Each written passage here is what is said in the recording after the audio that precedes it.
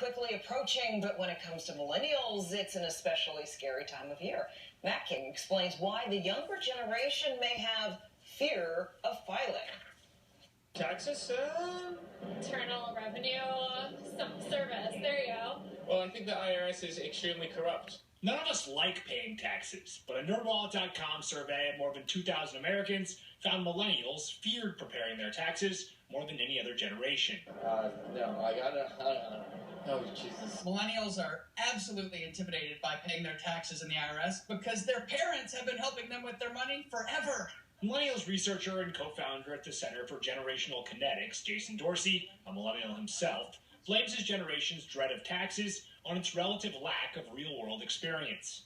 When you interview a millennial who's 24, like we do in our studies, they may have only been in the workforce 2 or 3 years, whereas other generations may have been in the workforce 8 years. I don't know much about taxes, just a little bit more complex than what it needs to be. It's a lot to digest, though. We don't want to get it wrong, and what makes that bad is some millennials have chosen not to file so they don't get it wrong.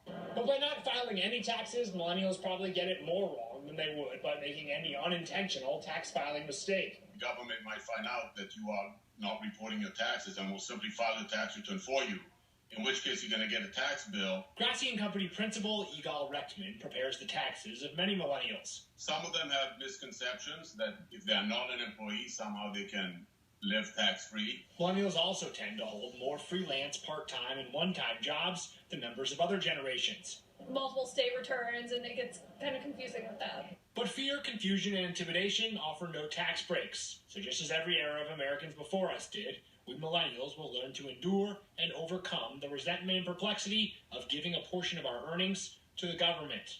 It just might take us a little longer. Yeah, it's not enjoyable. It's a lot of information that I don't understand. On the Upper East Side, I'm Matt King, Fox 5 News. You can't opt out of taxes.